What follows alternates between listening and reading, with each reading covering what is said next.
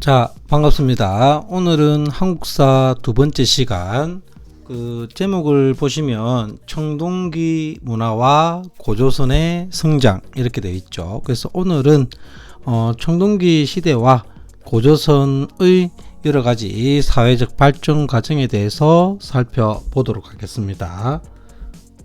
그래서 오늘 제목은 1단원이죠. 1단원의 두 번째, 청동기 문화와 고조선의 성장. 자, 먼저 청동기 시대하고 철기 시대를 갖다 비교하면서 한번 살펴보도록 하겠습니다. 보시면 이렇게 청동기, 철기 이렇게 나눌 수가 있겠죠. 그래서 청동기 시대와 그리고 철기 시대로 이어지게 되는데, 이 부분이 있죠. 이렇게 겹치는 부분인데 이 부분은 어디에 해당되냐면, 우리가 일반적으로 후기 청동기 혹은 초기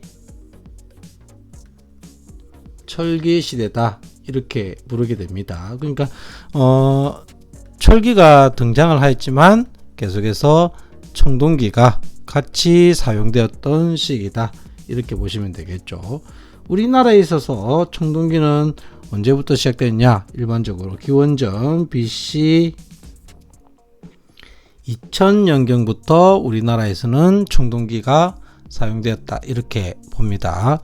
이에 비해서 우리나라의 철기 시대는 기원전 BC 5세기부터 일반적으로 보급되었고, 본격적으로 사용된 것은 기원전 BC 2세기다 이렇게 보시면 될 것 같습니다. 그러면 먼저 청동기 시대부터 볼 건데, 청동기 시대로 접어들면서 가장 커다란 특징은 뭐냐? 바로 기존의 구석기와 신석기 시대와는 다르게 드디어 이것이 등장했다는 게 매우 중요하겠죠. 계급이 등장하였다는 게 상당히 중요하겠더라. 그러면 계급이 왜 등장하였느냐? 크게 두 가지 이유가 됩니다. 일단은 농업 생산력 증대에 따른 잉여 생산물이 등장을 할 것이고, 그에 따른 사유재산 개념이 커졌겠죠. 그에 따라 첫 번째, 그에 따른 빈부 격차가 발생하였을 것이고, 또한 청동기 무기에 따른 정복 전쟁이 활발하게 이루어지면서 또한 계급이 발생하는 요인이 될 것이다. 그래서 이때 정복 전쟁이 활발하게 이루어져 계급이 등장하였다. 자, 이 부분은 조금 잘 체크를 해 두시기 바랍니다. 자, 그러면 지금부터 봅시다. 먼저 우리가 항상 이렇게 시대를 구분할 때는 무엇을 기준으로 하여서 보았다?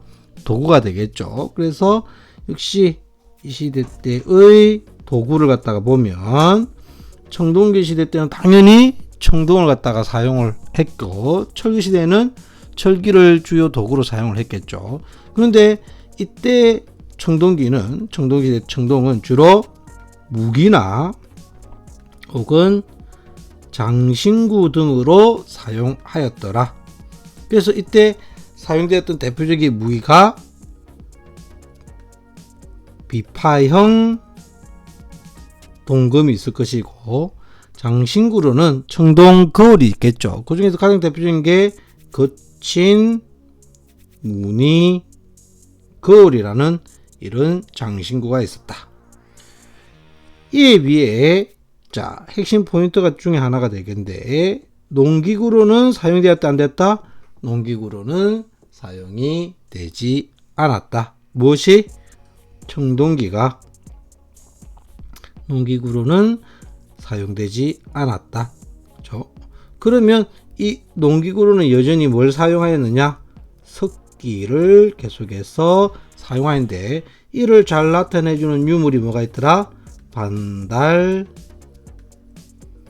돌칼이란 것이 있더라. 그래서 이렇게 생겼죠. 이렇게 해서 이 사이에 손을 넣어서 손에 묶어 사용하는 도구로 반달 돌칼이 있더라. 돌칼이라 해서 석기시대의 유물이라고 생각하면 절대 안 된다고 했습니다. 또한 이때 대표적인 주거의 형태를 살펴보면 신석기 시대와 동일하게 웅집의 주거 형태를 보이게 되는데, 자, 여기서 또 한 가지 우리가 체크해야 될 것이 무엇이냐? 즉, 신석기 시대의 웅집과 청동기 시대의 웅집을 비교해야 된다는 겁니다. 이를 비교해 보면, 자, 보시면, 신석기 시대 웅집의 같은 경우는 위에서 바라보면 집터가 원형이더라. 집터가 원형인데 비해서 일반적으로 청동기 시대 웅집의 집터는 직사각형, 장방형이라도 부른데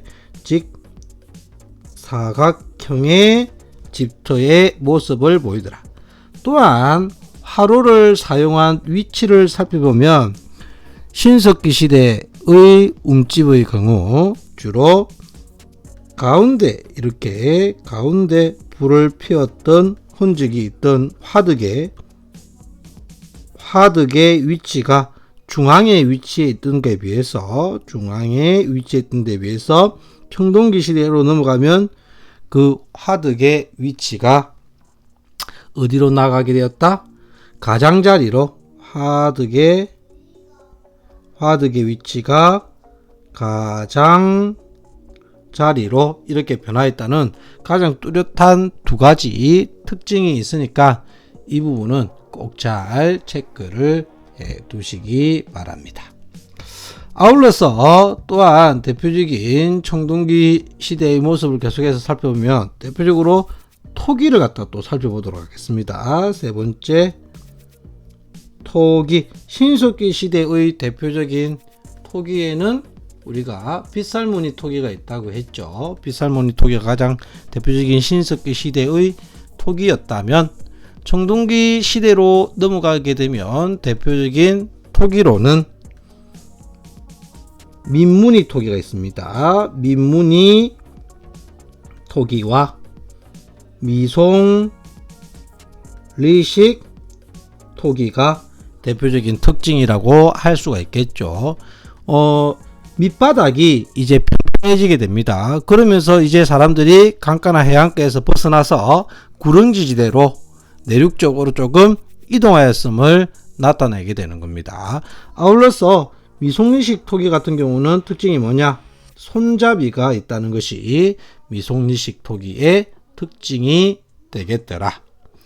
자, 그 외에도 여러 가지 특징들이 있겠지만 또한 무덤도 등장하죠. 계급이 등장하면서 무덤 형태도 나타나게 되는데 대표적으로 이때 나타났던 무덤이 여러분들 잘 아시고 있는 고인돌이라든지 돌럴 무덤 형태가 대표적인 무덤 등이 되겠더라. 그래서 이 정도 보시면 될 것 같습니다. 이에 비해서 철기 시대로 넘어가게 되면 당연히 도구로는 주로 농기구라든지 무기 등이 모두 이제 철기가 사용되겠죠. 그래서 철제 농기구라든지 철제 무기가 사용되게 되고 아울러서 이쪽 부분을 조금 살펴봐야 됩니다. 어디를 살펴봐야 되느냐? 이 시기를 후기 청동기, 초기 철기 시대라고 했죠. 역시 철기가 도래되었지만 청동기를 갖다가 계속해서 사용하였던 시기가 되겠다. 그래서 기존에는 외부 세력의 영향을 받아서 주로 이러한 동검이라든지 청동골이 제작되었다면 이제 우리나라만의 독자적인 이러한 청동기가 제작되었던 시기가 후기 청동기, 초기 철기 시대가 되겠죠. 그래서 이때 나타났던 것이 앞에서 보면 비파형 동건과 거친 무늬 거울이었죠. 이때로 넘어가면 세형 동건과 그리고 잔 무늬 거울 등이 등장하였던 시기가 이 시기가 됩니다. 자, 그리고 주거는 이제 지상 가옥화되었더라. 거의 오늘날의 오늘날 모습은 똑같진 않겠지만 지상 가옥화되어서 주거 형태가 나타나게 되더라. 주거도 지상 가옥화 형태가 되었으며 토기 같은 경우도 철기 시대의 토기 같은 경우도 보시면 주로 이때는 덧띠토기라든지 덧띠토기 그리고 금은간토기 이러한 토기가 등장하였다. 또한 이때 화폐의 사용한 모습도 등장을 하게 되는데 이때 대표적인 화폐는 명도전이라든지 오수전 이러한 동전 등이 화폐 등이 나타나게 됩니다. 그런데 이 화폐는 어디 화폐냐? 중국 화폐입니다. 그래서 이걸 통해서 알 수 있는 거 이때 중국과의 교류가 활발하게 이루어지고 있었다. 이런 것들을 알 수가 있는 거죠. 그래서 청동기와 철기 시대를 봤는데 주로 청동기 시대의 모습을 구체적으로 살펴봤습니다. 특히 청동기를 갖다가 볼 때는 이러한 계급의 등장 그리고 움집의 모습 등을 잘 비교해 두시고 농기구가 여전히 청동기는 사용되지 않고 석기가 사용됐다 이렇게 볼 수가 있는데 한 가지 더 체크를 드리자면 이때 농사 같은 경우는 이때부터 농경이 본격화되어 이렇게 부르죠. 농경의 본격화. 우리가 신석기 시대를 농경의 시작이라고 하면 이때는 농경의 본격화되었다. 그래서 이때부터 무슨 농사가 시작됐느냐? 벼농사가 실질적으로 시작되었던 시기도 청동기 시대가 되겠다. 그러면 청동기 문화를 바탕으로 드디어 우리나라에서 최초의 국가가 등장을 하게 됩니다. 그래서 등장한 국가가 바로 뭐냐? 여러분들이 너무나 잘 알고 있는 고조선이 되겠죠. 그래서 고조선에 대해서 한번 살펴보도록 합시다. 화면 넘기도록 하겠습니다. 두 번째 주제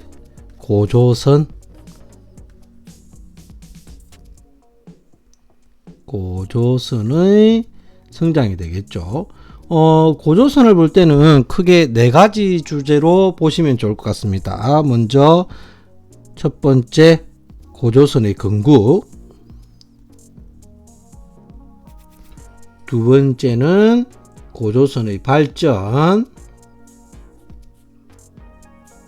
다음에 세 번째는 고조선의 멸망, 그리고 네 번째는 고조선의 사회의 모습으로 이렇게 나누어 보시면 될 것 같다. 고조선은 언제 건국됐느냐? 기원전 BC 2333년에 당군 왕금에 의해서 건국되었다는 거 너무나 다들 잘 알고 계실 것 같습니다. 무슨 문화를 바탕으로? 청동기 문화를 바탕으로 해서 건국되었고, 이러한 건국과 관련된 이야기는 어디에 잘 나와 있냐? 이련이 적은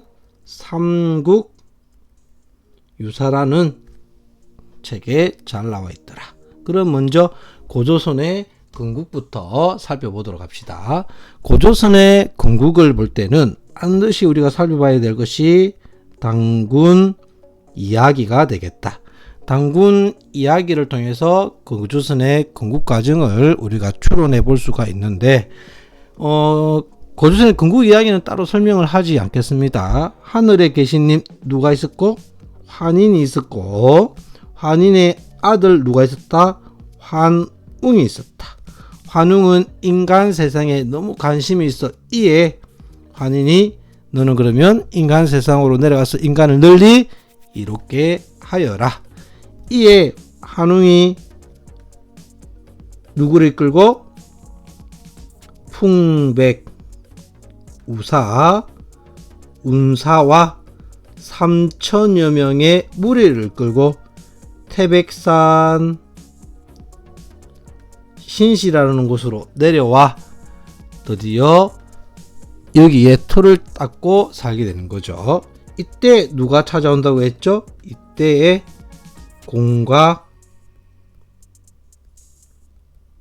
호랑이가 사람일 되길 원하며 찾아왔으나 이때 곰과 호랑이에게 조건을 내민다고 했죠. 이때 누구만이 그 조건에 만족하였다?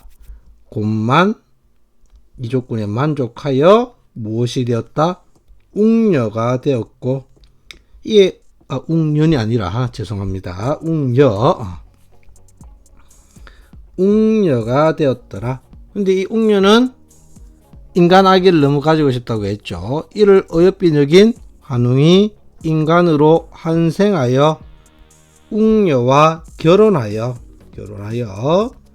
난 아들이 당군 왕금이고, 이에 당군 왕금이 세운 나라가 고조선이다.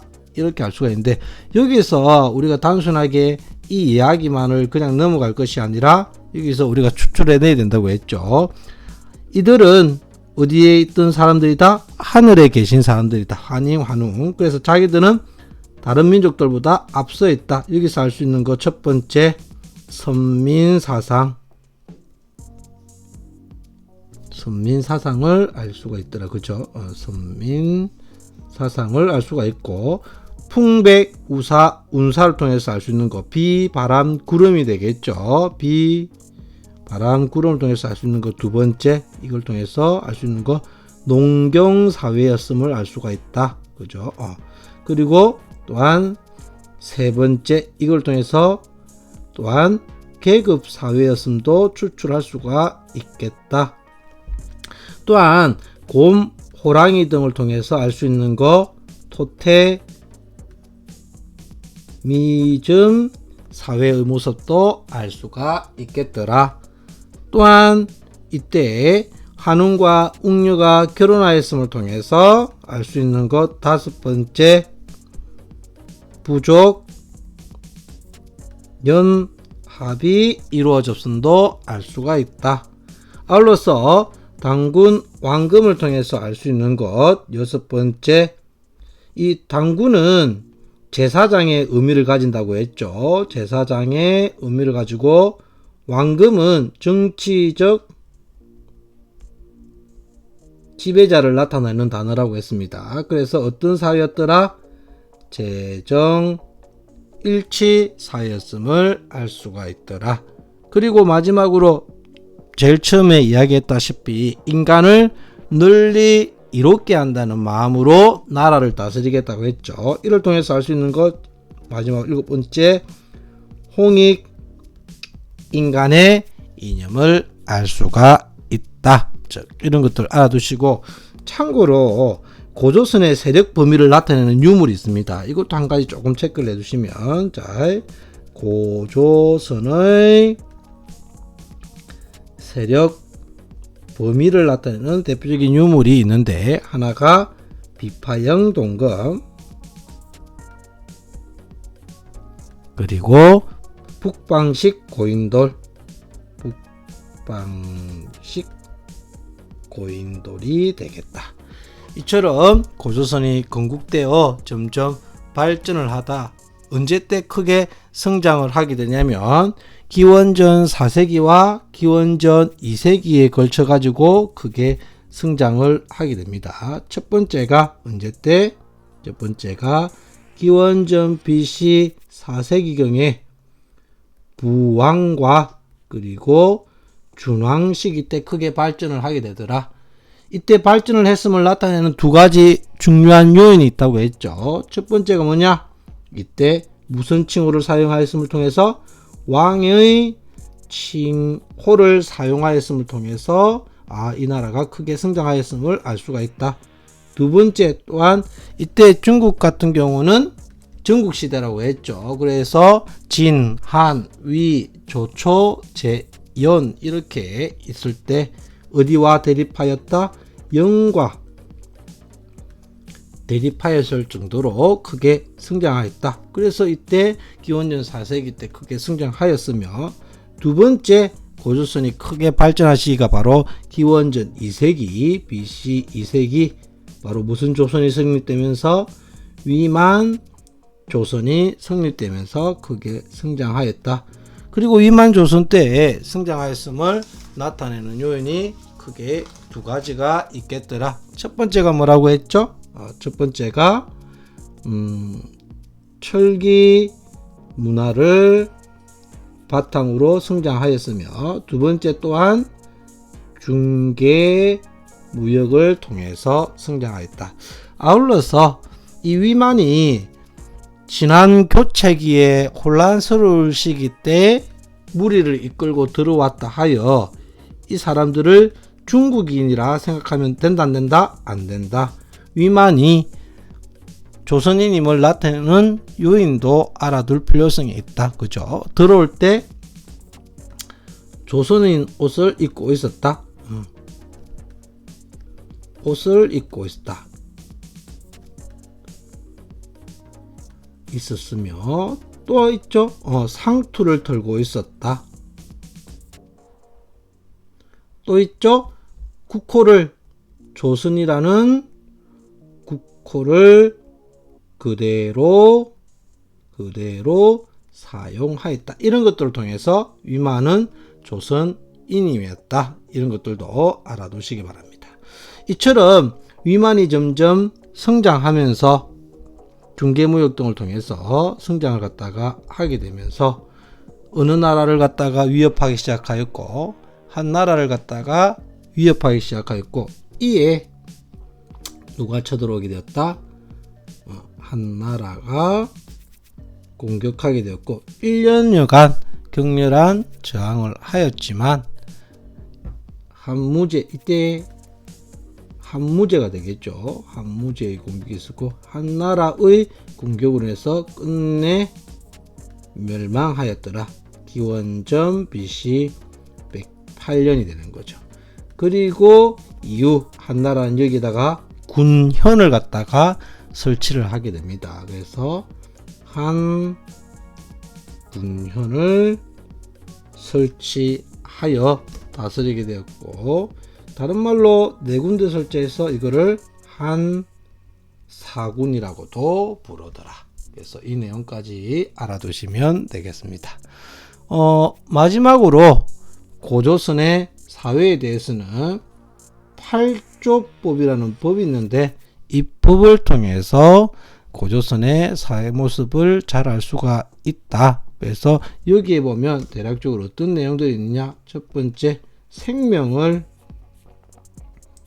중시하는 내용이 포함되어 있으며, 두 번째, 노동력을 중시한다는 내용도 있고, 아울러 세 번째, 계급 사회의 모습도 나와 있으며 8조법을 통해서 추론할 수 있는 내용들입니다.